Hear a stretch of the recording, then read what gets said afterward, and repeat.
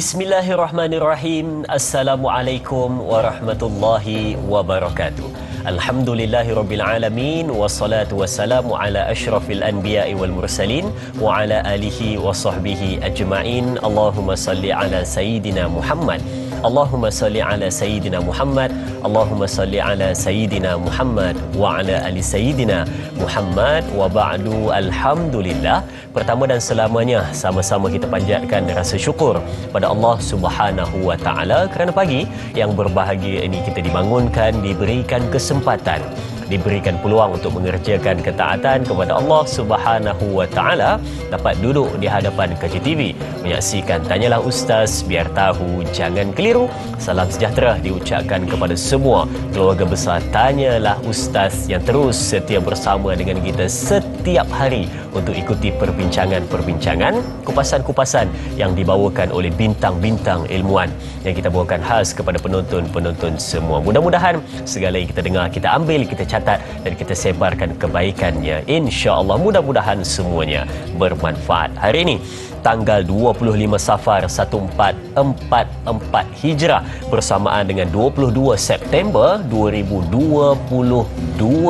Hari ini perbincangan berkenaan dengan sirah, bermulanya hadis yang pertama. Bagaimana kupasan dan perbincangan sebentar lagi kita akan bawakan kepada anda semua. Dan sebelum saya terlupa, saya nak maklumkan awal kepada penonton-penonton yang ingin bertanyakan soalan ataupun berkongsi sesuatu dengan topik perbincangan kita pada hari ini, boleh pergi ke dua saluran kita seperti biasa. Untuk buat panggilan boleh pergi ke 1-800-881677 untuk buat panggilan. Dan jika ingin bertanyakan soalan di ruangan komen di Facebook rasmi kita, boleh pergi ke Facebook kita Tanyalah Ustaz TV 3. Seperti yang saya selalu maklumkan kepada anda, mungkin ada sahabat-sahabat kita yang kata dia nak tengok Tanyalah Ustaz, tapi mungkin dia dalam perjalanan nak pergi ke tempat kerja dan sebagainya. Mungkin boleh menyaksikan di siaran secara langsung kita di Facebook rasmi kita, ada siaran secara langsung, tetapi hati-hati dalam pemanduan anda. Okey, baik.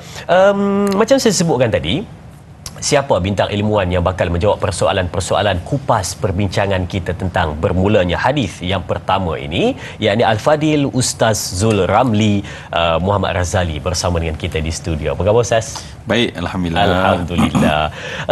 Kalau sebelum ni kita dah banyak bincang tentang yang pertama, lelaki pertama dan macam-macam lagi. Ada depan tu perkataan pertama tu, tapi hari ni tentang hadis yang pertama. Jadi mungkin kita nak bagi penonton-penonton ni dia tak keliru awal-awal ni, sebab dia kata yalah tajuk dia tentang hadis tapi dia punya topik skop perbincangan itu adalah berkenaan dengan sirah. Jadi dia kata macam mana pula ni sirah lepas tu hadis. Biasanya hadis ni dalam topik hadis lah, tapi mungkin Ustaz ada jalan penyelesaian awal ini untuk bagi kepada penonton-penonton ke mana arah perbincangan kita sebenarnya. Silakan. Baik, terima kasih yang saya kasihi, yang saya hormati Dai Azrin ya. Mohon izin saya untuk beri salam mulia kepada semua dengan lafaz Assalamualaikum warahmatullahi wabarakatuh. Waalaikumsalam. Saya dan kita semua sangat memohon agar Allah Subhanahu wa taala menjaga kita, melindungi kita daripada tipu daya syaitan. Saya mulakan dengan lafaz a'udzubillahis samiil alim minasyaitanir rajim. Dan pastinya Dai Azrin dan semua penonton yang saya kasihi, kita duduk bertekun ini tak lain tak bukan adalah untuk mendapat keberkatan ilmu yang kita bincangkan, masa yang kita ada, perhubungan apapun, maka kita mulakan dengan lafaz Bismillahirrahmanirrahim. Alhamdulillahirabbil alamin. Dan sempurnalah saya kira sebagai hamba Allah yang tahu duduk dirinya dengan selawat salam kita, salatan wa salaman daimaini mutalazimaini ila habibina nabiyina syafi'ina Muhammadin wa ala alihi wa sahbihi ajma'in wa ba'd. Baik Dai Azrin ya, sekali lagi ya. Benar juga mungkin persoalan tu menjadi satu perkara sebelum kita nak duduk lebih panjang ni insya-Allah ya. Kita sama-sama duduk dalam sirah, dan sirah ni kita tahu ialah sesuatu yang menceritakan tentang perjalanan hidup Nabi sallallahu alaihi wasallam ya. Dan dalam sirah inilah dicongkil beberapa tajuk-tajuk yang menarik ya. Setengah daripada ulama mereka menulis kitab yang bernama Al-Awail ya. Imam Suyuti sebagai contoh menulis kitab Al-Awail. apa benda yang awal yang awal tu dia akan buat dalam satu kitab. Dan tentu masuk dalam tu adalah mungkin yang penting dalam agama kita ni adalah tentang hadis Nabi sallallahu alaihi wasallam, ya. Jadi perbincangan kita macam Dr. Azrin katakan tadi, tajuk besarnya adalah, frame besarnya adalah tentang sirah Nabi. Dan kita cuba nak memahami satu benda yang sangat penting dalam agama kita adalah tentang ilmu hadis dan hadis itu sendiri. Jadi bagaimana dia bermula dan bagaimana keadaan dia, inilah yang saya kira yang insya-Allah kita pohon agar duduknya kita bersama-sama akan mendapat manfaat daripada perbincangan kita apabila kita faham, kerana Nabi menyebutkan dalam hadis, man yuridillahu bihi khaira yufaqihu fid din, dalam hadis riwayat Imam Al-Bukhari, apabila Allah nak menjadikan seorang itu jadi baik, maka Allah berikan faham yang mendalam tentang soal agama. Bahkan dalam kita tengok dalam hadis Durrul Qutni, ya, Nabi SAW menyebutkan, man ja'ahul maut, ya, barang siapa datang baginya kematian, wa huwa yatlubul ilm, dia menuntut ilmu, liyuhyi habil Islam, untuk tujuannya adalah untuk menghidupkan agama Islam, kata Nabi SAW, fa bainahu wa bainan nabiyyin darajatun wahidah, antara dia dan Nabi duduk pada darjat yang sama. Maknanya orang yang menuntut ilmu, sedang dia menuntut ilmu, maka pada ketika itu Allah menjemput dia di atas nama kematian, maka pada ketika itu Allah mengangkat darjatnya yang sangat tinggi. Jadi saya kira inilah sebagai motivasi awal untuk kita semua agar kita dapat menekuni insya-Allah. Jadi kita akan kaitkan dengan sirah Nabi, kita kaitkan dengan apa yang kita faham daripada hadis Nabi. Kedua-dua itulah insya-Allah jadi skop perbincangan kita dan Azrin. Baik, kita akan rangkumkan duanya itu, sirah dan juga hadis Nabi sallallahu alaihi wasallam. Tapi saya yakin penonton-penonton di rumah mesti sedang ternanti-nanti dan tertanya-tanya, ialah nak tahu tentang hadis mana yang pertama sekali yang mana dilafazkan oleh baginda Nabi sallallahu alaihi wasallam ataupun siapa yang meriwayatkannya. Jadi itu yang bakal kita bincangkan pada hari ini. Baik, kita nak terus buka perbincangan kita dengan kita nak lihat soalan di Facebook dari sahabat kita, katanya dari Mas Niza. Okey, baik, kita bacakan soalannya. Katanya, Assalamualaikum, tanyalah Ustaz, saya ingin bertanya, apakah maksud hadis dan hukum mempelajarinya? Jadi untuk awal ini kita nak tanya tentang hadis dan hukum mempelajarinya. Terima kasih diucapkan kepada sahabat kita Mas Niza untuk soalan yang pertama. Silakan Al-Fadhil Ustaz. Baik, alhamdulillah. Terima kasih Mas Niza, ya. Pertama sekali tentulah dan Yazrin, ya, dalam kita berbincang ni nak tahu sesuatu benda, kita akan tanya apa. Apa dia? Bila tahu apa barulah tahu mungkin lepas tu kenapa. Lepas tu barulah bagaimana kemudian, ya. Baik, Mas Niza, apa itu hadis, ya? Bila kita sebutkan hadis, dia adalah merupakan salah satu daripada dua sumber yang terpenting dalam agama. Betul. Ya, sebab kita semua tahu, ya, yang duduk menekuni tanyalah ustaz ni tentu akan tahu bahawa sumber terpenting agama, sumber terpenting ambilan agama yang sehingga dengan sebab itulah kita ni beragama seorang Islam. Katalah kita kata saya ni seorang Muslim, so mesti ada sumber ambilan untuk agama itu. Maka ambilan tersebut yang pertama, yang paling besar adalah Al-Quran, ya. Yang kedua Al-Hadis. Itu orang kata Syekh Ma'ruf, ya. Semua orang tahu, tak ada siapa yang tak tahu di sini. Ya ke tak? Ya, mesti tahu bahawa ya, Al-Quran satu sumber, hadis itu satu sumber. Baik, Al-Quran, kedua-dua ini disebut sebagai ilmu naqal.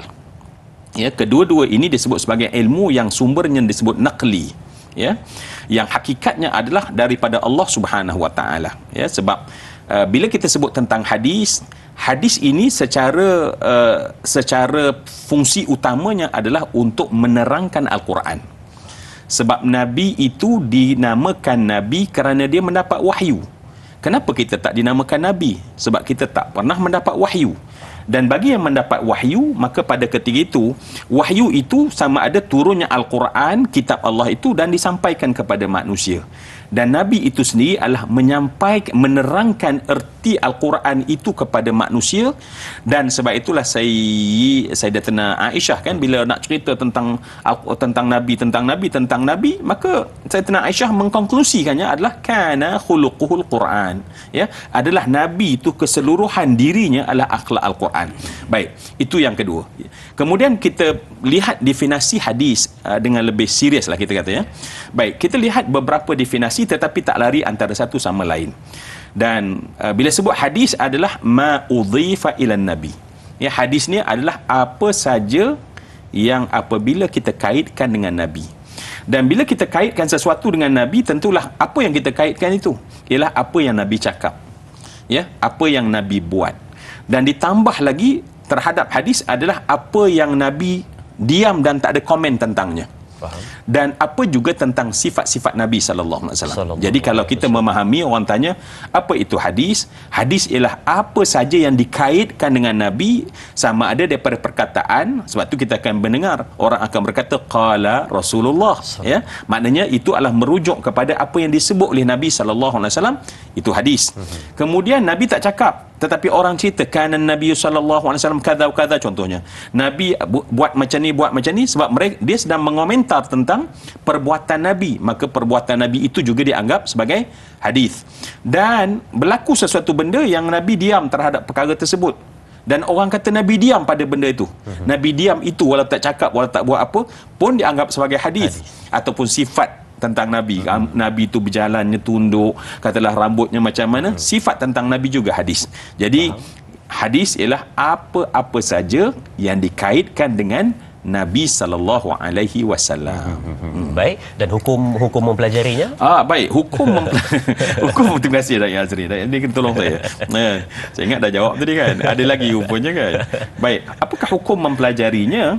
Baik, hadis ini kalaulah dia menjadi sumber, kemudian para ulama dia akan pecahkan, ya. Sebab ilmu yang wajib ini tentulah yang pertama akidah, yang mengesahkan akidah.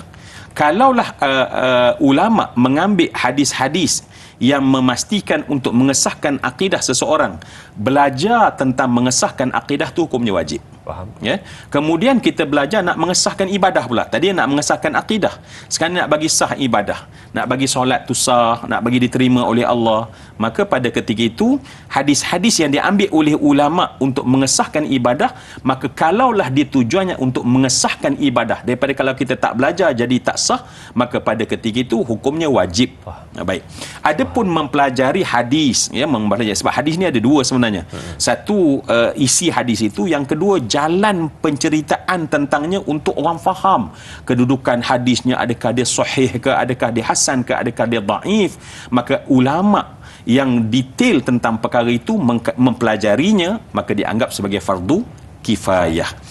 Adapun selain daripada keadaan ini, maka kalau kita belajar apa pun hadis yang tak mungkin mengesahkan akidah, tak mengesahkan syariah kita, tetapi mengelokkan diri kita, maka dia tetap mendapat kelebihan menuntut ilmu. Kelebihan menuntut ilmu dia memang ada dalam keumuman sunat, mendapat berpahala bagi kita mempelajarinya, insya-Allah. Baik, itu hukum mempelajari dan apa makna hadis itu. Baik, okey, sudah penonton, kita nak beruang untuk berehat seketika. Kembali selepas ini bersama Tanyalah Ustaz, biar tahu jangan keliru.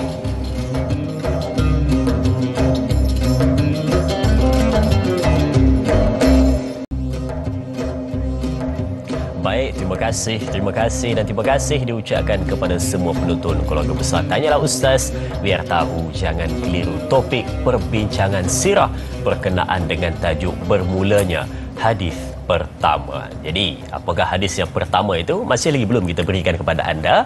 Untuk kita dapatkan pencerahannya, kita akan bawa satu persatu untuk dapatkan yang terbaik pada pagi ini. Janji anda catat sebaik mungkin dan nanti sebarkan kepada sahabat-sahabat kita. Semoga semuanya beroleh manfaat. Ayuh semarakkan ilmu. Baik, sidang penonton dan Al-Fadhil Ustaz, tadi Ustaz sebut hadis itu adalah setiap apa yang datang dari baginda Nabi SAW daripada sudut ucapan, perbuatan dan juga diam Nabi SAW juga adalah hadis. Jadi mungkin kita secara umumnya kita pandang, kita kata apa yang datang dari Nabi. Dia, contoh saya nak tanya juga, ini soalan personal daripada saya sendiri lah kan. Mungkin penonton-penonton pun ada juga yang terfikir soalan macam ini. Adakah hanya yang dari Nabi SAW ataupun daripada Nabi-Nabi lain juga, adakah ianya juga dipanggil sebagai hadis? Contohnya kata-kata Nabi Musa AS, kata-kata Nabi Adam AS. Jadi adakah itu juga disebut sebagai hadis, Ustaz? Bagaimana? Silakan. Baik, terima kasih Dayak Azrin ya. Tiba-tiba Dayak Azrin tanya soalan yang saya pun sebenarnya tak terfikir soalan tu Dayak Azrin nak tanya. Baik, okey. Kalau kita refer balik kepada takrifan hadis tu, ma udhifa ilan nabi, ya. So bila an-nabi dalam bahasa Arab dia adalah maknanya ma'rifah. Maknanya al-ahad, kita tahu dah bahawa nabi itu yang dimaksud adalah Nabi Muhammad sallallahu alaihi wasallam. Baik, macam mana pula nabi-nabi yang lain?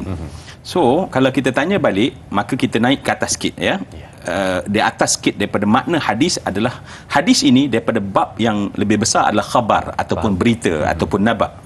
So, contohlah Dayak Azrin ya. Macam mana Dayak Azrin tahu tentang Nabi Adam? Daripada cerita-cerita. Siapa yang cerita? Siapa yang cerita? Siapa yang cerita? Nabi yang cerita. Ustaz yang cerita. Ustaz ambil daripada Nabi. Maknanya kita tahu tentang Nabi itu bukan hadis itu daripada Nabi itu. Betul. Tetapi Nabi Muhammad yang menceritakan tentang Nabi itu. Maka sebab tu apa yang Rasulullah sebut itulah tentang Nabi itu yang dianggap sebagai hadis. Tetapi bukan Nabi itu bila dia cakap sebagai hadis. Ya, sebab tidak akan ada daripada Nabi Adam riwayat daripada fulan sampai kepada, tak mungkin akan ada kan. Betul. Jadi kerana itu sama ada dianya adalah khabar dalam Quran, katalah Nabi Musa bercakap macam ni kan, sesungguhnya ni adalah tongkat saya, inna asaya ya.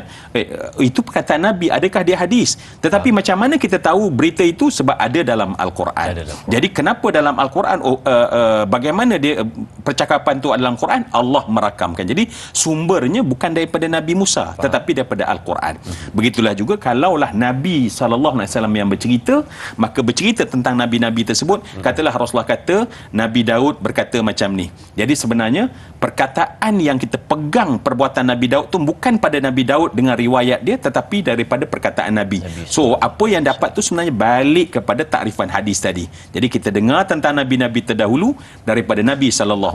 Dan sebab itulah kita tak boleh pakai mana-mana orang tiba-tiba bawa cerita dan kata Nabi ni kata macam ni, Nabi kata macam ni, dan kita tengok ada tak refer kepada sumber yang sahih. Kalau tak sumber yang sahih, maknanya kita boleh menolak perkara tersebut. Wallahu a'lam. Baik, itu jawapannya. Maka yang disebut sebagai hadis itu adalah memang khusus yang datang dari baginda Nabi sallallahu alaihi wasallam. Baik, soalan di Facebook dari sahabat kita Puan Masrifah No Jamain. Assalamualaikum. Katanya bagaimana dan bilakah bermulanya hadis yang pertama Nabi Muhammad sallallahu alaihi wasallam, dan apakah bentuk dan pengisian daripada hadis tersebut? Terima kasih Puan Masrifah No atas soalan yang diajukan, bila dan apa intipati daripada hadis tersebut. Silakan Ustaz. Baik, sebenarnya ya, apabila kita katakan, kita takrifkan tadi hadis adalah apa saja yang dikaitkan dengan Nabi, maka sebab itu tidak ada istilah ada hadis yang pertama. Sebab tak ada siapa yang merakam siapa yang pertama sekali menceritakan tentang Nabi. Ya. Dan apabila kita sebut tentang hadis, dia bukan sesuatu yang kita nampak dalam kitab hadis itu. Takrif makna awal ialah apa saja yang berkaitan dengan Nabi itu, maka dia menjadi hadis. Ya. Jadi kalau kita kata hadis itu ialah contohnya kitab, itu kitab hadis, bukan hadis. Sebab hadis ialah apa saja yang dikaitkan dengan Nabi sallallahu alaihi wasallam. Jadi kerana itu dalam perbincangan kita hari ini, kita nak mencari sebagai contoh, sebab kita kaitkan dengan sirah, apa contohnya Nabi pertama cakap ketika Nabi pergi ke Madinah. Ya, sebab tu Imam Suyuti dia tak akan kata hadis ialah, sebab tak ada siapa yang boleh, sebab bila takrifan hadis itu sangat umum, maknanya apa saja yang berkait dengan Nabi. So bagaimana kita nak tahu bahawa itu yang pertama yang dikaitkan dengan Nabi sallallahu alaihi wasallam? Sebab banyak benda yang dikaitkan oleh Nabi dengan Nabi sallallahu alaihi wasallam.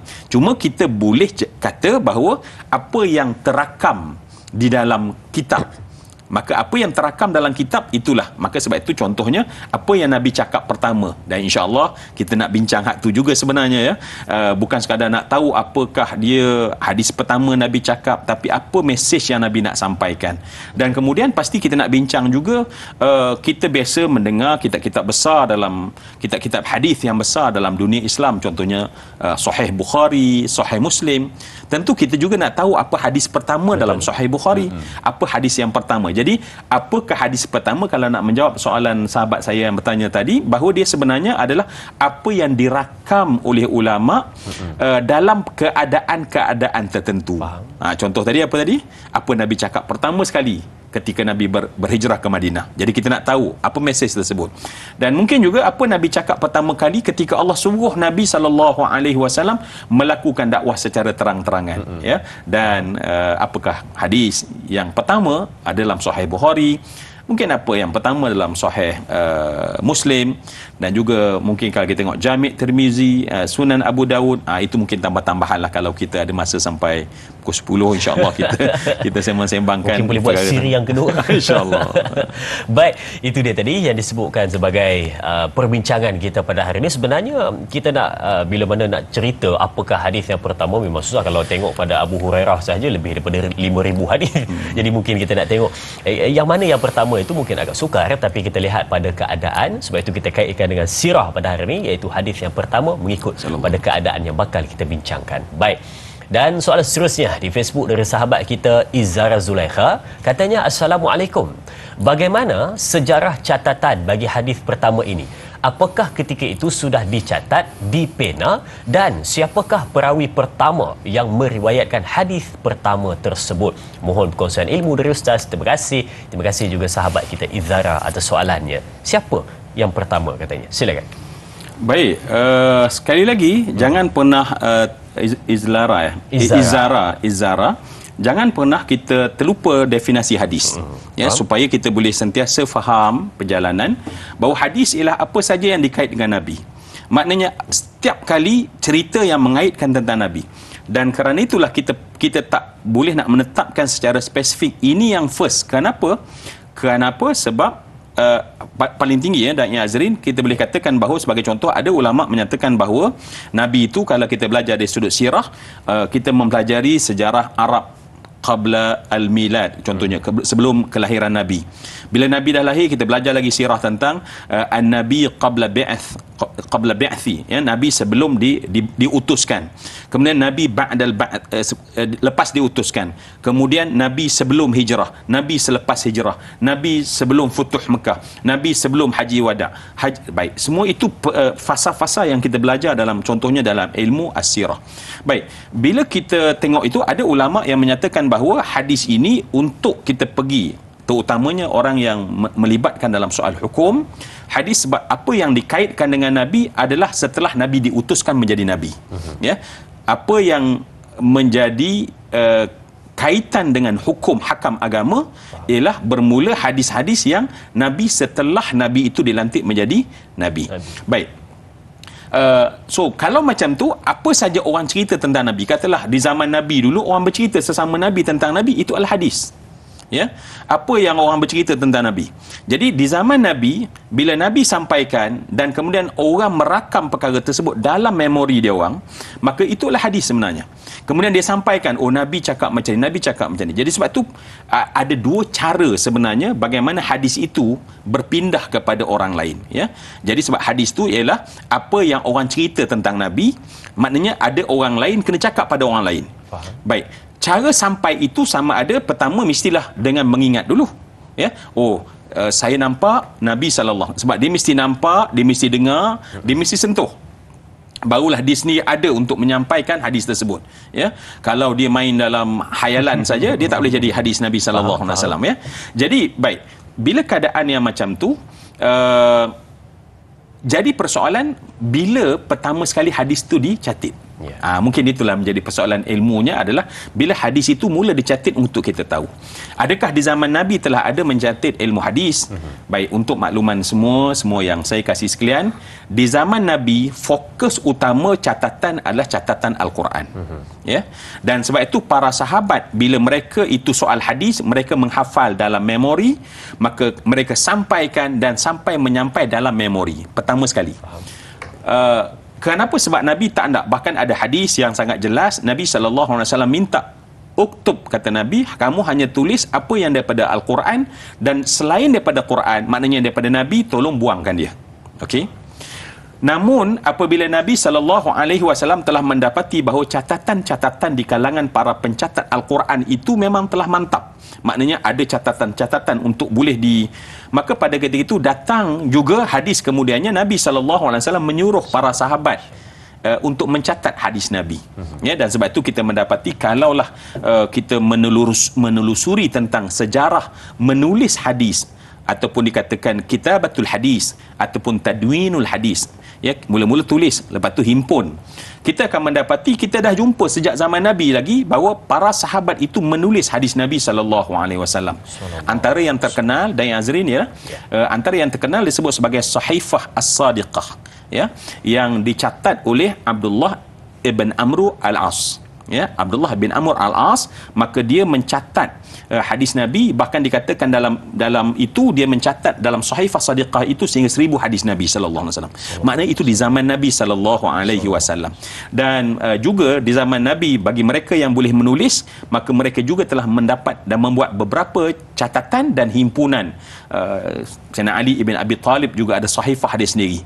Jadi suhuf ini, lembaran-lembaran ini, dan kemudian bermula daripada zaman Nabi pengumpulan hadis itu dan catatan hadis itu berlaku seterusnya pada zaman Khilafah Ar-Rashidin, ya, zaman Umar Ibn Khattab, sampailah saya kira yang agak masyhur kemudiannya. Sebab itulah disebut nama contoh sebagai orang yang, kalau kita tengok siapa yang terkenal sebagai dianggap sebagai membukukan hadis, apabila Umar Ibn Abdul Aziz memerintahkan kepada contohnya Abu Bakar Ibn Amru Ibn Hizam dan juga Ibn Shihab Ibn Zuhri, dan mereka inilah nama-nama yang biasa kita dengar di cuping telinga kita, antara orang-orang yang kita lihat bahawa mereka adalah orang awal dalam membukukan hadis, mensistematikkan dia, dan kemudian akan dikembangkan lagi untuk menjadi lebih sistematik dalam soal disiplin ilmu hadis itu sendiri.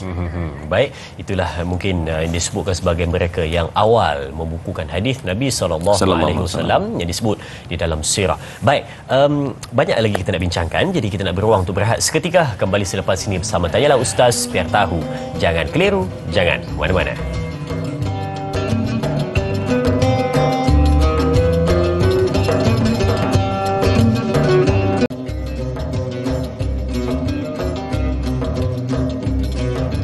Baik, kita bertemu kembali. Kita beri ruang pada anda tadi untuk berehat seketika, tenangkan minda sambil mempelajari tentang sirah hadis yang pertama ini, yang mana mungkin ada di antara anda yang faham perbincangan hari ini adalah berkenaan dengan nak tahu mana satu hadis yang pertama. Sebenarnya ini kita nak ceritakan tentang sirahnya. Mungkin bak kata Ustaz sebentar tadi, kita nak lihat hadis yang pertama di dalam Sahih Bukhari, hadis yang pertama di dalam Sahih Muslim, ataupun kita nak lihat hadis yang pertama di dalam kitab yang biasa kita belajar, iaitu 40 hadis Imam Nawawi, ya. Mungkin kita nak lihat juga pada keadaan hadis ketika mana yang pertama sekali bila mana Nabi sampai ke kota Madinah dalam peristiwa hijrah, apakah bait-bait kata ungkapan awal yang dilontarkan oleh baginda Nabi SAW, itu yang mungkin bakal kita bincang pada hari ini. Tapi sebelum kita nak pergi lebih jauh dalam perbincangan kita, ayuh sama-sama kita perhatikan dan kita nak huraikan sedikit berkenaan dengan hadis ini. Ayuh saksikan di skrin TV anda,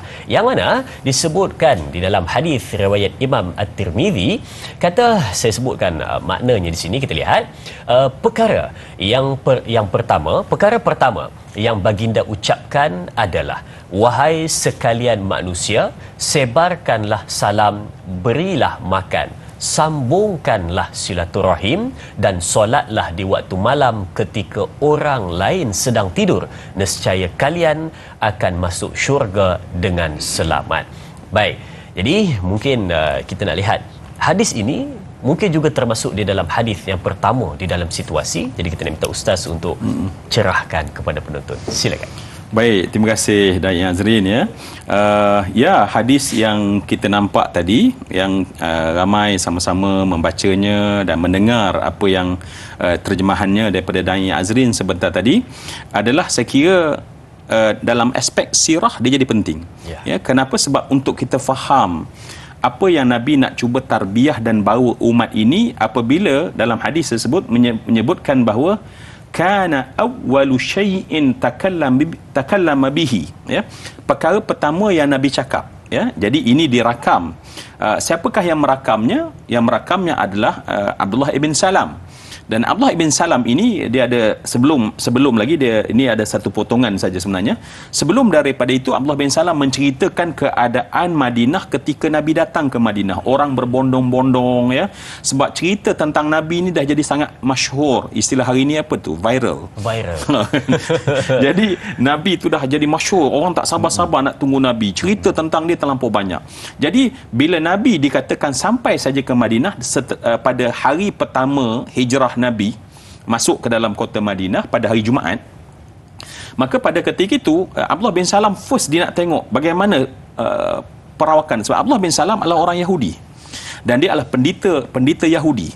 Maka sebab itu komentar pertama sebelum hadis ini itu juga dikatakan hadis, maknanya adalah komentar Abdullah bin Salam. Maka dikata saat dia mula tengok Nabi yang datang ketika itu, pertama yang datang dalam mindanya adalah alima annahu laisa biwajhin kadzab. Pertama sekali dikata siapa tengok Nabi SAW terus tahu ini bukan wajah seorang pendusta. Ya, rupanya orang bohong, scammer ni oncam juga kadang-kadang. Ada cara dia tengok muka tu. Cakap pun kadang-kadang telefon kita pun kan ini scammer pun dia kan. Jadi kita hari ni mungkin ni cakap ni macam scammer. Jadi orang pembohong ni pun, itu komentar pertama daripada Abdullah bin Salam. Lepas tu barulah dia mengomentar hadis yang kita nampak sebentar tadi. Nabi sallallahu bahkan dikatakan bahawa ini adalah khutbah pertama sebab hari Jumaat kan. Faham. Hari Jumaat maka Nabi pertama membaca khutbah. Walaupun Jumaat itu bukanlah perintah syariatnya telah datang lebih awal ya, ketika sahabat Mus'ab bin Umair yang diutus oleh Nabi ke Madinah, dia telah melakukan memimpin para sahabat yang telah Islam untuk mengerjakan solat Jumaat pada ketika itu. Tetapi bagi Nabi, kali pertama Nabi memimpin khutbah Jumaat, maka inilah yang disebutkan sebentar tadi. Kalau menurut Al-Awail, Imam Suyuti menyokong apa yang dikeluarkan dalam hadis Hasan yang diriwayatkan oleh Imam At-Tirmizi, maka Nabi menyebut pertama ya ayyuhan nas, ya, seruan Nabi kepada seluruh manusia. Sebab yang datang pada ketika itu bukan hanya orang Islam yang telah beriman, sebab ketika itu orang beriman masih tak ramai lagi. Yang ramai adalah menunggu untuk menerima Rasulullah sebagai pemimpin mereka.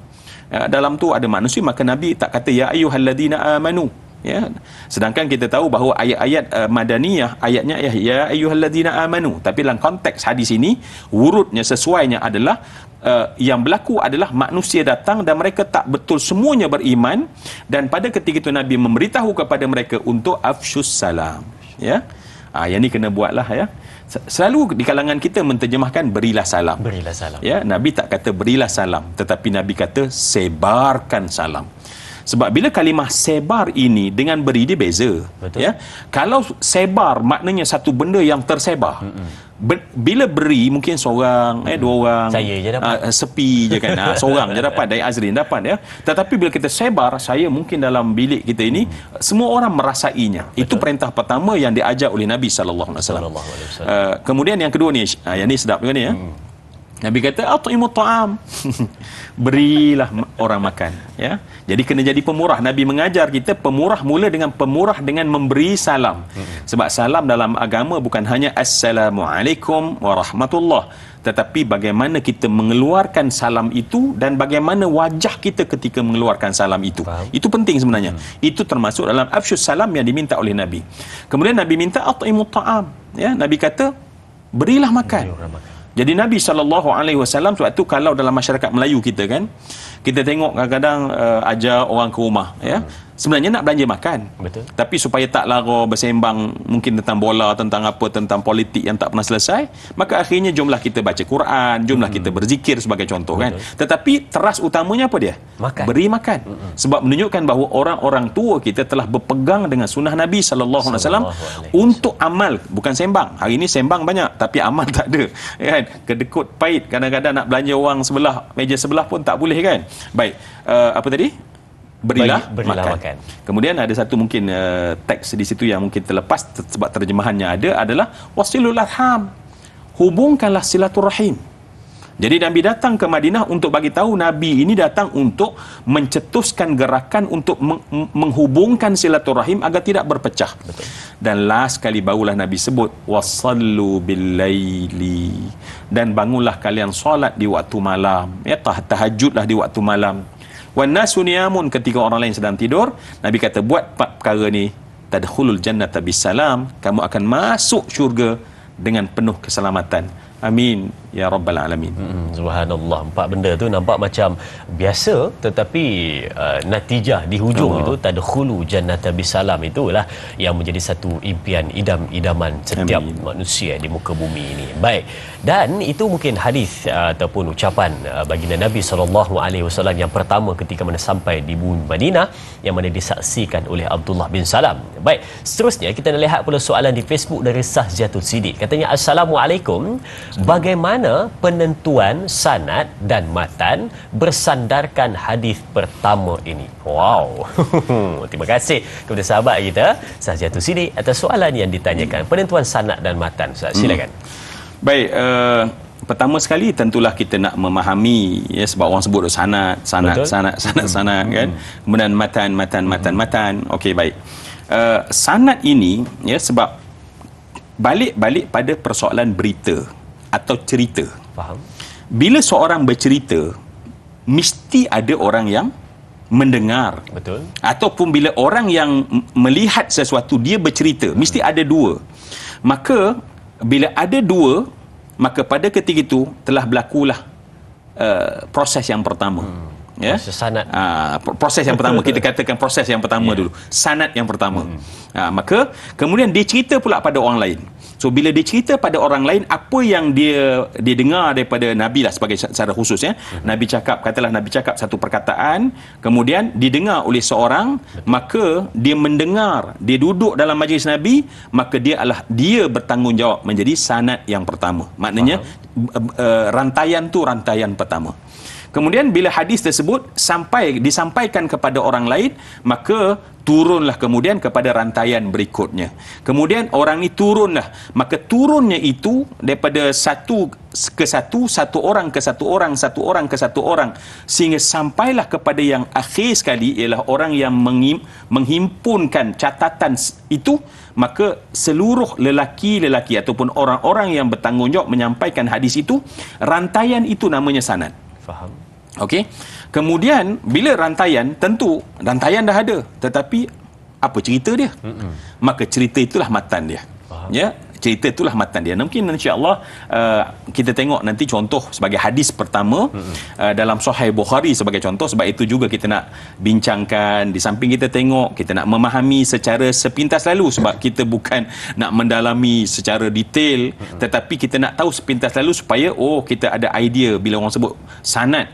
Sanad itu adalah rantaian. Terima kasih Dan Azrin. Rantaian daripada satu ke satu, sampailah siapa yang akhir sekali merakamkan hadis itu dalam sebuah kitab. Ya, jadi kalau Imam Bukhari yang merakamkan dalam kitab Bukhari dia, maka dia mesti memastikan bahawa dia mendengar, sebab Imam Bukhari mesti tak mendengar daripada Nabi. Faham. Jadi dia mendengar daripada guru dia, kemudian guru tersebut mendengar daripada guru dia, guru tersebut mendengar daripada guru dia, maka itu rantaian. Dan matan, sebab matan dalam bahasa Arab adalah tempat yang tinggi. Asal matanun dalam bahasa Arab adalah tempat yang tinggi, tetapi dalam ilmu sanad ialah yang paling tinggi daripada satu-satu sanad, maka di atasnya adalah qala Rasulullah. Maka lepas daripada qala Rasulullah itu adalah matan, maknanya isi daripada cerita tersebut. Jadi itu lebih kuranglah. Baik. Sanad itu rantaian dan matan itu adalah isi yang ada di dalam hadis Nabi SAW tersebut. Baik. Dan bila mana kita sebut tentang hadis yang pertama ini, mesti ada di antara kita juga yang tertanya, bagaimana pula dengan di dalam kitab-kitab hadis, apakah hadis-hadis yang pertama? Jadi itu bakal kita bincangkan seketika nanti. Berehat seketika, kembali selepas ini, jangan ke mana-mana.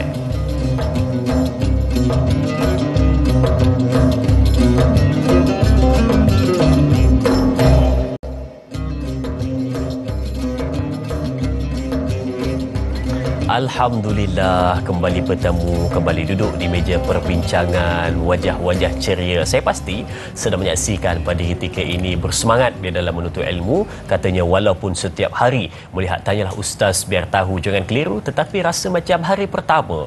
Sebab katanya adalah ilmu-ilmu yang dibawakan dan juga perbincangan-perbincangan itu sentiasa segar. Bak kata orang, apa istilah dia tu Ustaz? evergreen ke? Betul betul evergreen ke? Tak silap. Sentiasa segar dan up to date gitu. Baik. Okey. Bila mana kita sebut tadi ya berkenaan dengan tadi Ustaz sebut tentang sanad dan juga matan ya. Sanad itu adalah rantaian, matan itu adalah isi yang ada di dalam hadis tersebut. Dan sebelum saya ambil soalan di Facebook, secara ringkas saya nak tanya juga.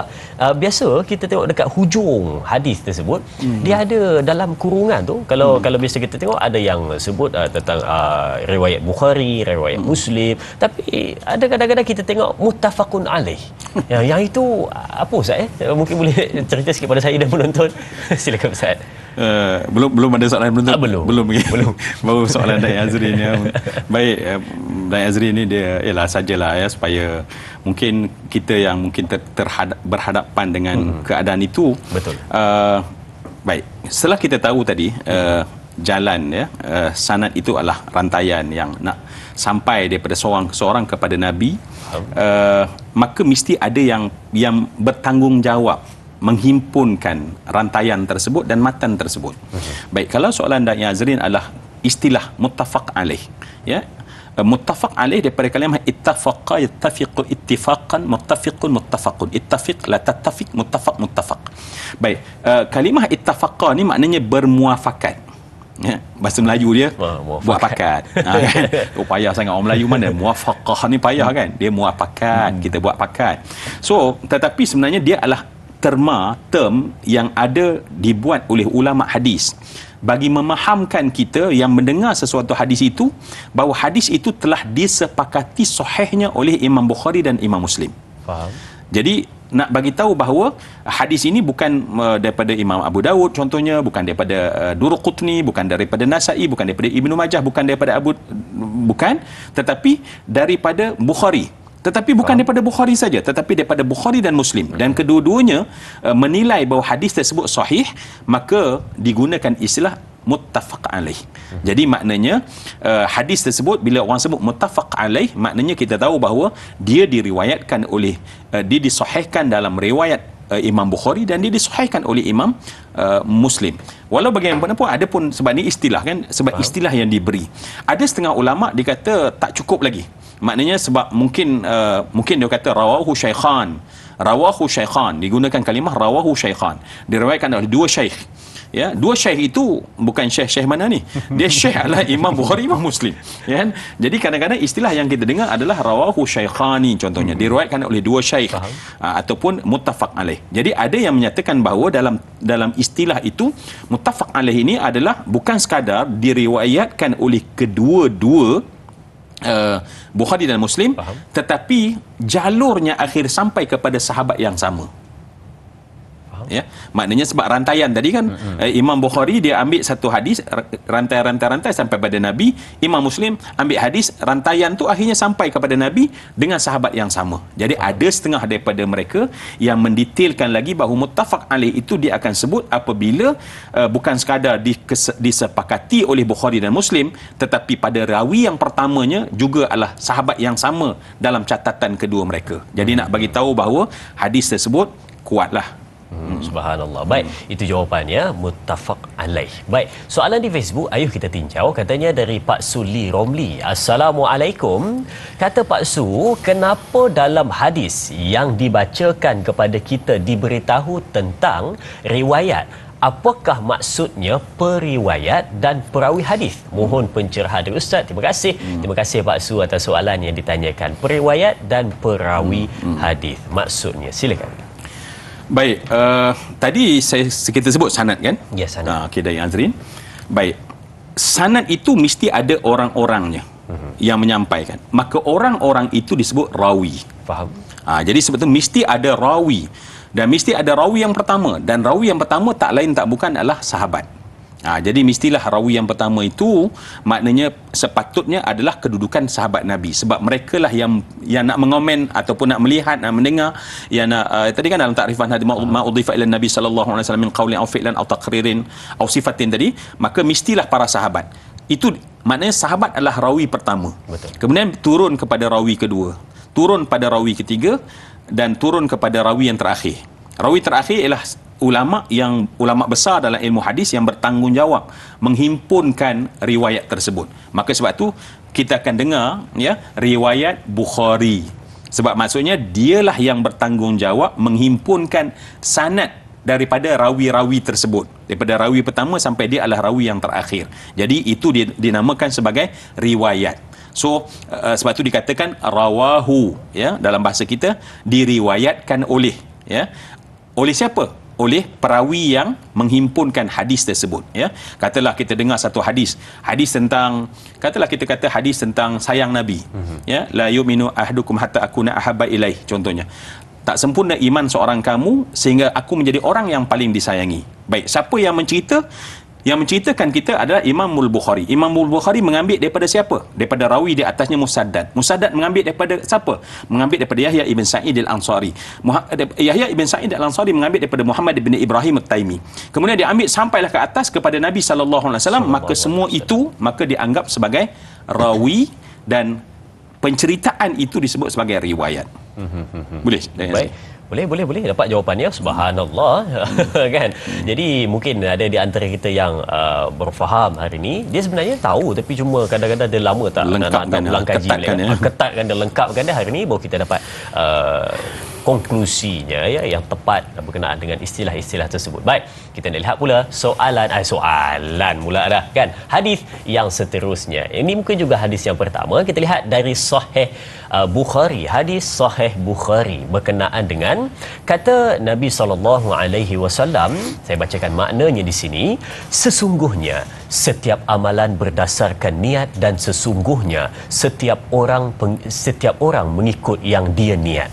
Maka siapa yang berhijrah kepada Allah dan Rasulnya, maka hijrahnya kepada Allah dan Rasulnya. Dan siapa yang hijrahnya kerana dunia untuk dia dapati atau perempuan untuk dikahwininya, maka hijrahnya mengikut apa yang dia hijrah kepadanya. Wah, kan, ini hadis yang popular juga. Ramai di antara kita mungkin hafal hadis ni tersebut ya Ustaz. Dan mungkin juga hadis ini biasa kita lihat di dalam kitab hadis 40 Imam Nawawi berkenaan dengan juga hadis yang pertama. Jadi saya serahkan kepada Ustaz untuk pencerahan. Silakan. Baik, hari ini saya kira mungkin kita nak ambil berkat lah kau ya. Ambil berkat sebab bila sebut hadis, baik, mungkin akan tertanya, oh kita hadis Imam Bukhari itu besar, 1000 hadis dalam dia. Apa hadis pertamanya? Jadi mungkin kita pun bawa juga supaya kita yang duduk dalam pengajian sirah ini paling tidak kita tahu bahawa oh apakah hadis yang pertama dalam Sahih Bukhari. Baik, seperti yang telah dibacakan oleh Da'i Azrin sebentar tadi, kalau kita tengok ya, hadis ini tentulah daripada Abi Abdullah Muhammad bin Ismail bin Mughirah bin Bardizbah al-Ju'fi al-Bukhari. Maknanya itu yang bertanggungjawab menghimpunkan hadis, menjumpai ataupun menyampaikan kita hadis tadi ya. Siapa dia? Imam Bukhari, ataupun namanya Abi Abdullah Muhammad bin Ismail bin Ibrahim bin Mughirah bin Bardizbah al-Ju'fi al-Bukhari. Dia mengambil daripada siapa? Daripada gurunya. Siapa gurunya? Humaidi. Humaidi mengambil daripada Sufyan. Sufyan mengambil daripada Yahya ibn Sa'id al-Ansari.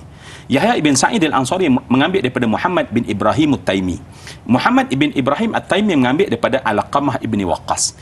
Al-Qamah ibn Waqqas mengambil daripada Amiril Mukminin Abi Hafs. Kalau dalam Riyadhus Salihin dia akan kata Amiril Mukminin Abi Hafsin Umar ibn Khattab ibn Naufal ibn Abdul Uzza ibn Riyah ibn Abdullah ibn Qurtib ibn Razzah ibn Adi ibn Ka'ab ibn Lu'ay ibn Ghalib ibn Fihr al-Qurashi radhiyallahu anhu qala sami'tun nabiyya sallallahu, dia akan kata sami'tun nabiyya sallallahu alaihi wasallam yaqul innamal a'malu binniyat wa innamal likulli imri'in ma nawa faman kanat hijratuhu ila Allahi wa rasulihi fahijratuhu ila Allahi wa rasulihi wa man kanat hijratuhu lid-dunya yusibuha aw imra'atin yankihuha fahijratuhu ila ma hajara ilaihi.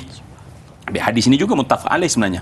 Sebab juga diriwayatkan oleh Imam Muslim dalam kitab dia. Jadi sebab hadis itu juga muttafaq alaih. Cuma kita baca dia dalam sanad Imam Al-Bukhari. Yang kita dengar tadi, maknanya Imam Bukhari mengambil daripada Humaidi, daripada Sufyan, Yahya bin Sa'id al-Ansari, daripada Muhammad bin Ibrahim at-Taimi, daripada Al-Qamah ibn Waqqas, daripada Sayyidina Umar. Maka Sayyidina Umar lah sahabat yang bertanggungjawab mendengar Nabi cakap hanya, okey, kita tengok sekarang ni, kita tengok pada matan dia. Tadi kita tengok pada sanadnya. Maka Imamul Bukhari berkata semua sanadnya okey. Sanadnya okey maknanya tak ada putus sanadnya. Maknanya guru ni jumpa dengan murid, murid jumpa dengan guru. Maknanya sanad tu tak ada rantai yang putus. Ya, sebab bila putus saja, maka pada ketika itu hadis tersebut tak diletak oleh Imam Bukhari dalam sahih dia. Baik, maka apakah yang mungkin termaksud dalam hadis yang tadi dan yang Azrin kata, tengok dalam hadis 40, Imam Nawawi bawa hadis ni. Betul. Ya, Riyadhus Salihin, Imam Nawawi bawa hadis ni. Ibn Rajab Hanbali dalam kitab dia bawa kitab hadis ini sebagai letak pertama sekali.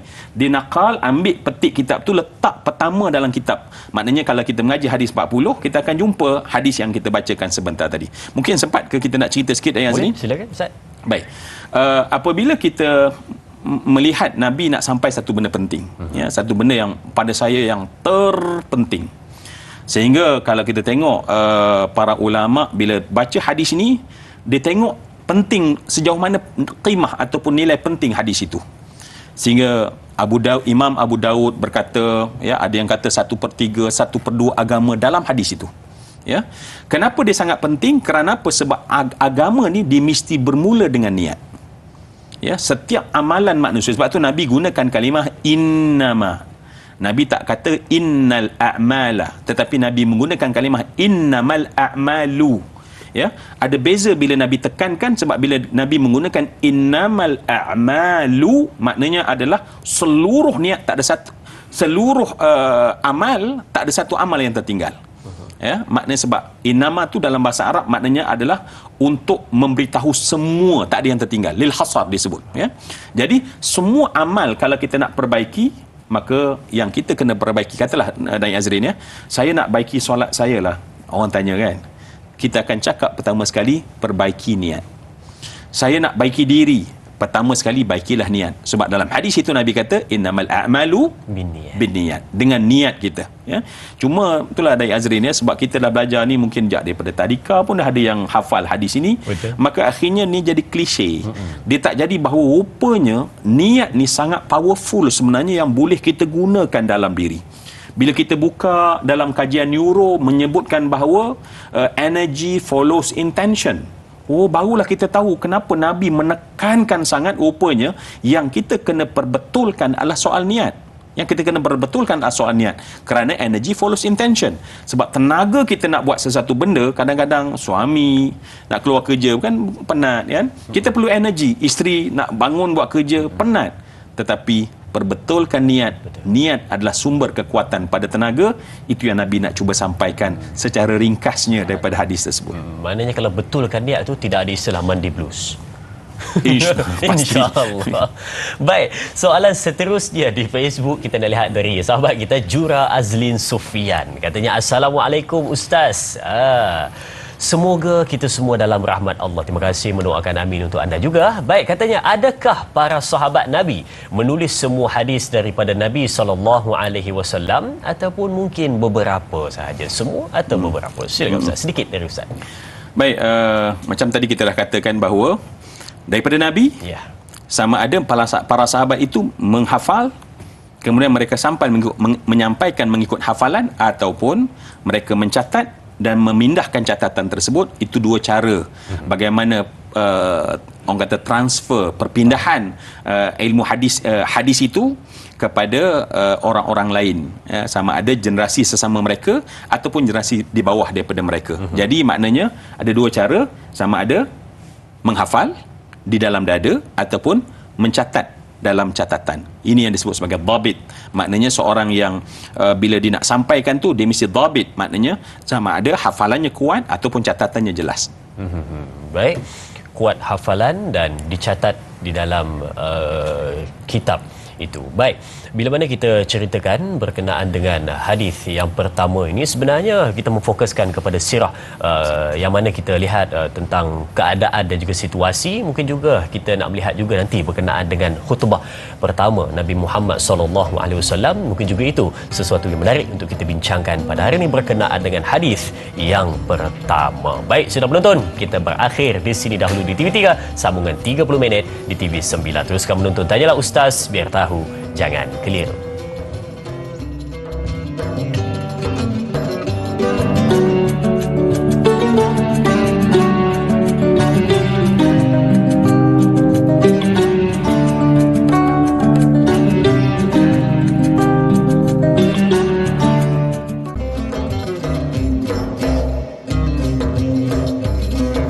Subhanallah, tak sedar tuan-tuan, dah pun pukul 8 pagi pada hari ini. Itu bak kata orang ralit mendengar ilmu dan juga pengetahuan. Yang mana hari ini berkenaan dengan hadis yang pertama, iaitu tentang sirah. Kita melihat tadi hadis yang pertama ketika mana Nabi Muhammad SAW sampai ke kota Madinah dan juga disebutkan sebagai khutbah pertama baginda Nabi SAW. Dan juga kita tadi dah melihat tentang hadis yang pertama di dalam satu kitab yang besar juga, iaitu kitab Sahih Bukhari. Kita juga dah lihat hadis yang pertama berkenaan dengan niat. Dan juga kita nak tahu juga, kalau dalam Sahih Bukhari adanya hadis berkenaan dengan niat, kalau dalam Sahih Muslim apa pula hadis yang pertama. Tapi sebelum saya bacakan kepada penonton-penonton, kita maklum sekali lagi, iaitu hadis adalah apa sahaja yang berkaitan dengan baginda Nabi SAW, tak kira daripada ucapan baginda, perbuatan baginda, tentang peribadi baginda dan juga diam baginda Nabi Muhammad SAW adalah juga disebut sebagai hadis Nabi Muhammad SAW. Kita pegang yang itu, segala apa yang berkaitan dengan Nabi itu adalah hadis. Baik, jom lihat di skrin TV anda. Kita nak lihat apakah hadis yang pertama di dalam Sahih Muslim. Ayo kita tinjau. Baik, kita lihat. Hadis pertama di dalam Sahih Muslim. Tatkala kami tengah duduk-duduk di sisi baginda Nabi SAW, lalu datanglah seorang lelaki yang bajunya sangat putih, rambutnya sangat hitam, tidak nampak padanya bekas-bekas perjalanan dan tidak ada seorang pun dari kami yang mengenalinya.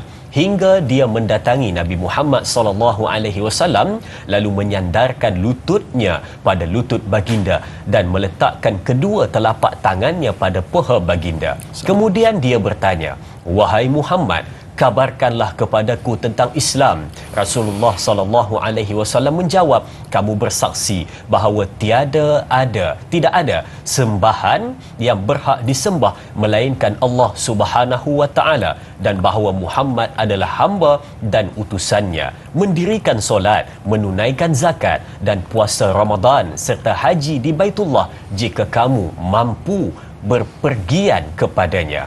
Dia berkata, "Kamu benar." Umar berkata, maka kami hairan terhadapnya kerana dia yang bertanya tetapi dia juga yang membenarkan. Seterusnya, mari kita lihat. Dan dia bertanya lagi, "Kabarkanlah kepadaku tentang iman." Lalu dijawab oleh baginda Nabi SAW, "Kamu beriman kepada Allah, malaikat-malaikatnya, kitab-kitabnya, para rasul, hari akhir, dan kamu beriman kepada takdir yang baik dan buruk."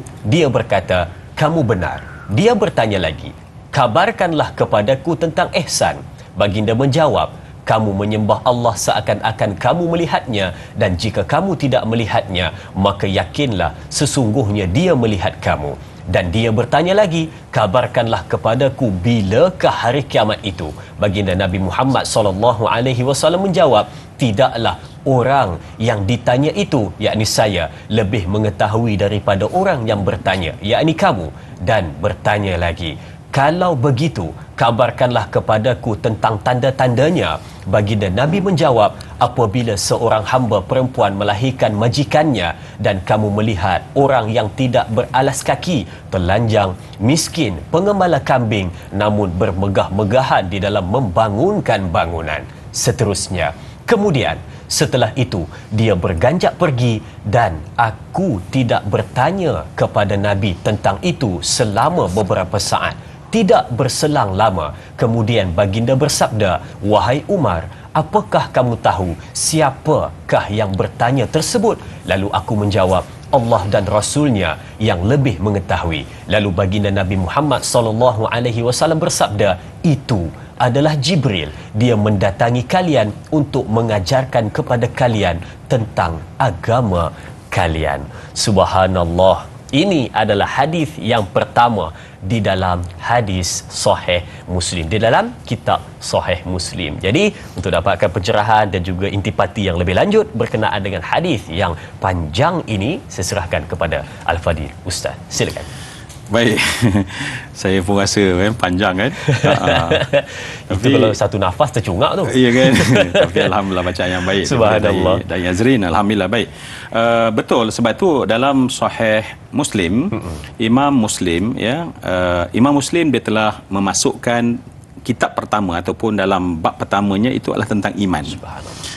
Kerana puncanya adalah ketika itu apabila mereka nak ataupun umat pada ketika itu mereka tak berapa nak jelas tentang qada dan qadar, ya, tentang qada dan qadar.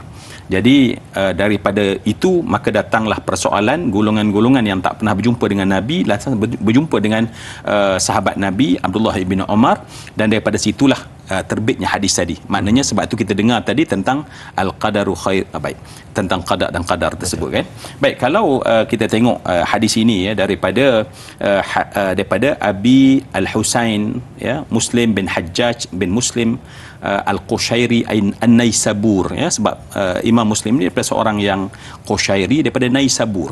Hadis itu diambil daripada Abu Haythamah, daripada Waqi', daripada Kahmas, daripada Abdullah ibn Buraidah, diambil daripada Yahya ibn Ya'mar, diambil daripada Ubaidillah ibn Mu'az Al-Ambari, daripada Abi Abdurrahman Abdullah ibn Umar, daripada Umar ibn Al-Khattab. Jadi sekali lagi kita dapati bahawa Sayyidina Umar lagi sekali.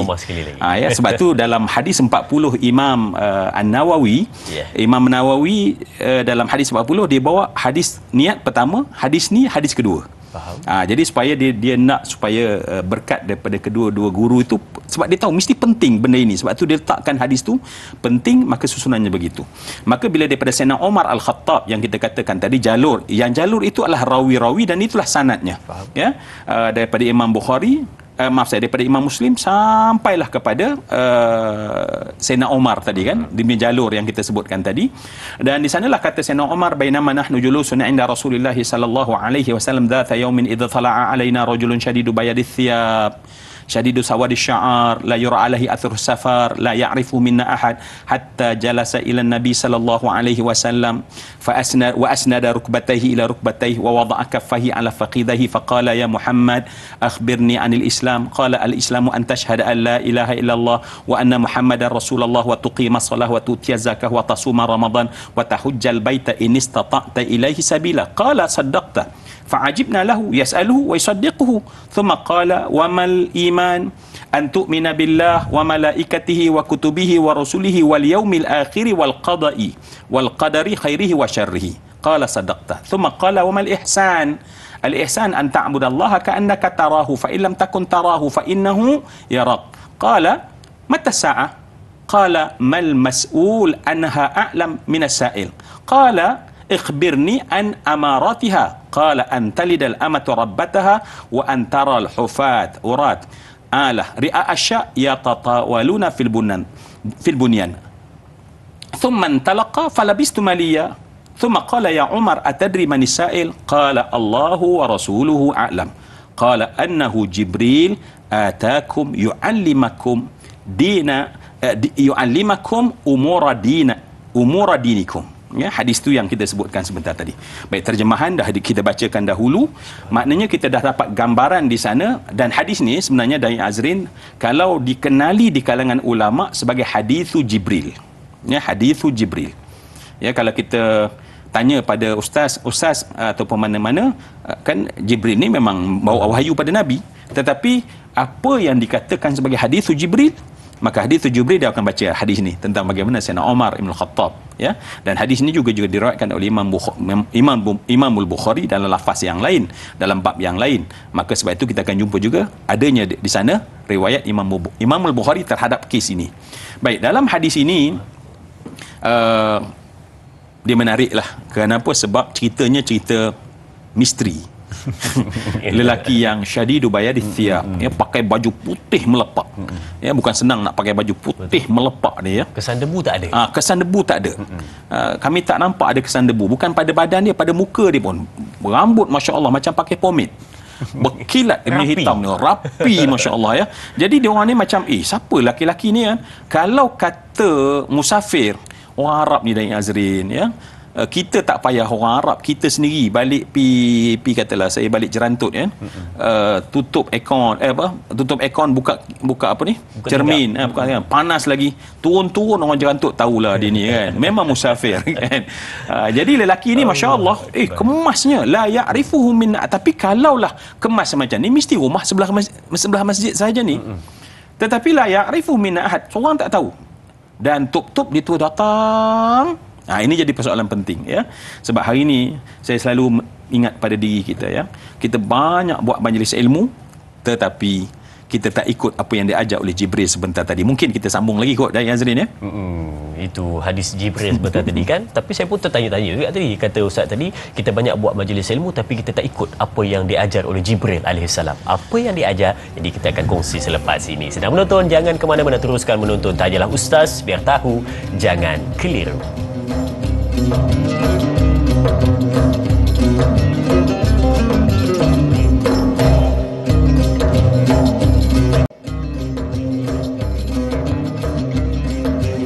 Baik, tadi kita dah bacakan satu hadis yang panjang, iaitu hadis yang pertama ada di dalam Sahih Muslim, iaitu hadis Jibril katanya tadi, yang mana hadis menceritakan tentang Islam, iman dan juga ihsan. Yang datang Jibril alaihissalam menyerupai seorang lelaki, bertanya kepada baginda Nabi SAW. Lalu bila mana bertanya, dia yang membenarkan apa yang diucap oleh baginda Nabi SAW. Lalu Sayyidina Umar merasa heran, dia bertanya tetapi dia yang membenarkan. Siapa lelaki ini? Lalu dijawab oleh baginda Nabi SAW, itu adalah malaikat Jibril yang datang untuk mengajarkan tentang agama kamu. Itu mungkin sedikit ringkasan daripada hadis yang panjang yang kita bacakan sebentar tadi. Dan Ustaz pun ada sebut, kata Ustaz, kita ni banyak buat majlis ilmu tetapi kita ni tak ikut apa yang ditunjukkan oleh Jibril alaihissalam. Apa sebenarnya yang ditunjuk?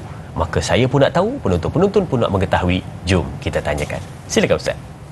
Baik, dan Azri, ini muhasabah je lah ya. Kita bukan nak kata sesiapa, tetapi kita tengok alhamdulillah majlis ilmu meriah di masjid, di surau, even di office pun diadakan majlis ilmu. Maknanya transfer ilmu itu menjadi sangat meriah. Konten yang disampaikan itu menjadi banyak dengan topik-topik yang ada. Alhamdulillah, ini satu perkembangan yang sangat baik ya. Berbanding mungkin satu masa dulu ya, kalau pergi pejabat jarang orang kata tiba-tiba kat office pun rupanya ada mengaji juga, masya-Allah ya. Ada belajar juga rupanya. Baik. Cuma mungkin yang kalau saya boleh ingatkan diri saya yang lupa ni, dan semua kalau ada ni yang menonton ni, apatah lagi kalau dia adalah terlibat dalam AJK masjid ke ya, apatah lagi biro dakwah masjid ke, dia kena ambil perhatian besar. Kita boleh sediakan tajuk dan kita boleh sediakan konten, tetapi kita kena sediakan adab menuntut ilmu yang betul. Kenapa Nabi kata datang itu adalah Jibril untuk ajar urusan agama kamu? Kita nampak daripada hadis tadi, kita lihat pada kontennya adalah iman ya, Islam, ihsan, kemudian tanda-tanda fitnah kiamat ya, fitnah yang menyebabkan hari kiamat. Itu yang kita belajar. Tetapi ada benda yang diajar oleh Jibril terlebih dahulu, kesiapsiagaan diri dia. Kenapa mesti diceritakan bahawa datang dengan baju berwarna putih ya, menunjukkan seorang yang bersedia untuk menuntut ilmu. Ya, kita pergi kadang-kadang ya, dengan cincai ya. Majlis ilmu, majlisnya disebut taman syurga. Tetapi kita punya bahasa badan, reaksi kita kepada taman syurga tak macam taman syurga. Kita kalah dengan anak kita yang berebut pergi ke taman tema. Taman tema bukan taman syurga, tetapi masya-Allah prepare, siap ya. Jadi nak ceritanya persiapan sebelum daripada menuntut ilmu. Itu kena dipersiapkan kita yang nak menuntut ilmu ini ya. Dan saya pun kagum sebenarnya dengan penonton Tanyalah Ustaz ni. Ada yang memang prepare betul-betul, duduk dengan rehalnya, catat ya. Sebab mereka tahu nilai ilmu tu sangat tinggi ya. Nilai ilmu sangat tinggi. Maka saya dan kita merendah kepada ilmu ya. Baik, kemudian apa yang kita dapati bahawa bukan sekadar kesiapsiagaan diri orang yang nak menuntut ilmu, tetapi perhubungan yang sangat rapat di antara orang yang mengajar dan orang yang belajar. Kenapa disebutkan fa'asnada rukbatayhi ila rukbatayhi wa wada'a kaffayhi ala faqidayhi? Ya, nak menunjukkan bahawa rapatnya Sebab itu di zaman Nabi, bila mereka faham tentang perkara ini, bangun saja Nabi untuk menyampaikan ilmu, mereka akan datang serapat-rapat yang mungkin.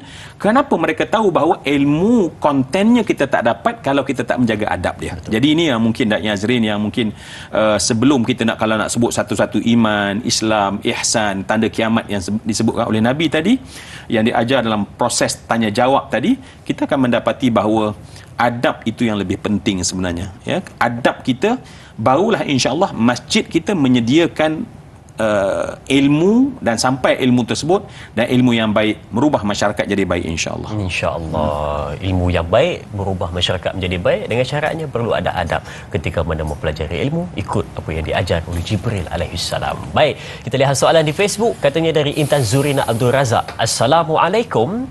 Ada dua perkara di sini.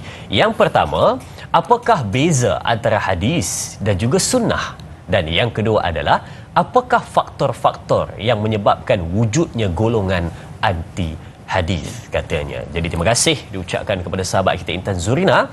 Saya serahkan kepada Ustaz dua soalan ini. Silakan. Baik, cantik soalan ni, kerana sebab nak bagi jelaskan lagi lah, maknanya supaya nanti kita pun bercakap hadis sunnah kan, tetapi mungkin apa beza di antara hadis dan sunnah. Baik, kalau kita dapati secara umumnya, kita tengok umum dulu, ya, bahawa hadis apa saja yang dikaitkan dengan Nabi, sunnah apa saja dikaitkan dengan Nabi. Tapi dia ada lagi satu, Ustaz. Sunat. Oh. Apa beza sunnah dengan sunat? Kita settle dulu, ya. Okey, jadi kita tambah satu lagi soalan. Ya, apa itu sunnah? Apa itu sunat, ya? Baik. Jadi kalau macam tu, yang sebenarnya yang kritikal dua ni, sebab ni macam orang tak jelas hadis sunnah. Jadi ada beza tak keduanya? Secara umum tak ada beza, sebab kedua-duanya adalah refer tentang Nabi, merujuk kepada tentang Nabi sallallahu alaihi wasallam. Cuma hadis itu lebih umum. Faham. Sunnah lebih khusus. Okey, macam mana dia jadi lebih umum, lebih khusus? Sebab ilmu hadis ni ataupun hadis ini ialah merakam apa saja ya yang datang daripada Nabi. Yang kita sebut tadi, perkataan, kan? Apa saja dirakam, yang merakamnya adalah hadis. Maka ilmu hadis ni dia ilmu yang merakam apa saja datang daripada Nabi. Adapun sunnah, ya, sunnah juga daripada Nabi sallallahu alaihi wasallam. Tetapi dalam makna sunnah ini adalah tariqah. Sebab sunnah ini adalah jalan. Sunnah adalah apa yang Nabi lakukan. Dalam hadis mungkin dirakam satu benda yang sekali Nabi buat. Tetapi Nabi buat benda itu bukan untuk kita ikut. Contoh, ya. Ada hadis menceritakan Nabi, Nabi ketika musafir dalam keadaan gawat tertentu, ya, Nabi buang air dalam keadaan berdiri. Adakah dirakamkan dalam hadis? Ya, ada dirakam dalam hadis. Maka adakah itu adalah benda sunnah yang Nabi suruh kita buat? Kencing berdiri contohnya? Jawapannya tidak. Ya? Jadi di situ kita mendapati bahawa sebab itulah Nabi ketika nak menyebut secara khusus untuk mengikut, maka Nabi akan kata, ikut sunnah aku dan sunnah khulafa Rashidin Al-Mahdi min ba'di, kata Nabi sallallahu alaihi wasallam, ya. Jadi sunnah ini apabila sesuatu amalan ataupun yang ditinggalkan oleh Nabi itu, yang ditekankan oleh Nabi, maka yang menjadi ikutan dan turutan kepada kita, maka itulah yang dianggap sunnah. Walaupun kedua-duanya daripada Nabi sallallahu alaihi wasallam. Ya, saya kira secara ringkas mungkin dapat memahamkan tentang sunnah tersebut, ya. Subhanallah. Hakikatnya adalah, adapun hadis ataupun sunnah, dia adalah sumber kepada ajaran Islam. Jadi perkataan yang paling tepatnya adalah kita ikut ajaran Islam. Dalam tu mesti ada hadis, dalam tu mesti ada sunnah Nabi sallallahu alaihi wasallam. Baik, saya. Dan soalan yang kedua tidak berkenaan dengan dia kata apakah faktor munculnya golongan anti hadis, ataupun adakah dalam sirah, dalam sejarah sudah pun ada pada zaman lampau ataupun hanya ada pada zaman milenia ini. Silakan. Ya, sebenarnya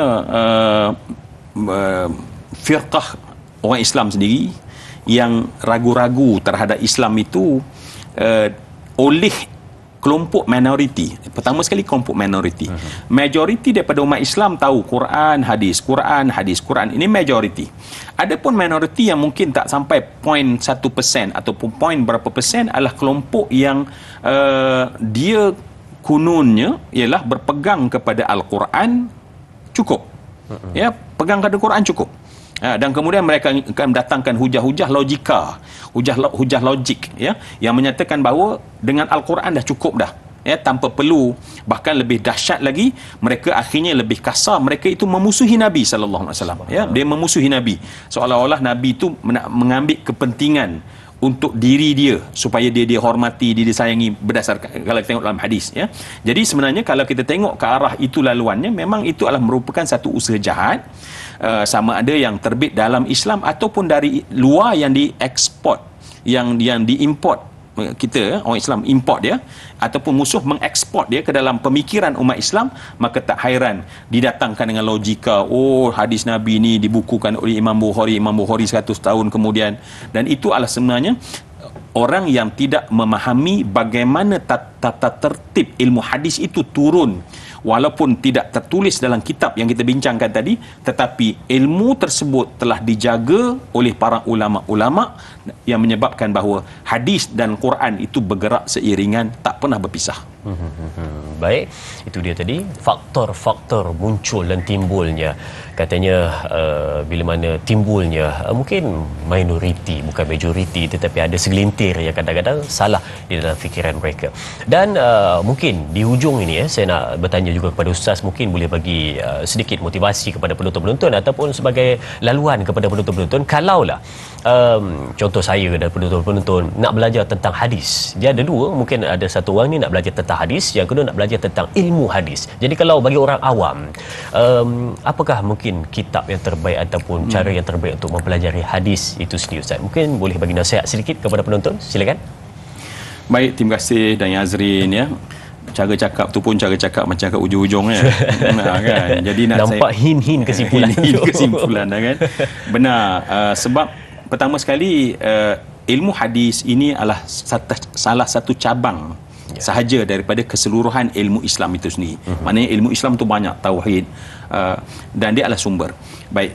Kemudian hadis ini telah diguna pakai oleh para ulama tauhid, ulama fiqh untuk mengambil hadis tersebut dan muatkan dalam kitab mereka sampai menjadi kefahaman akidah syariah kita.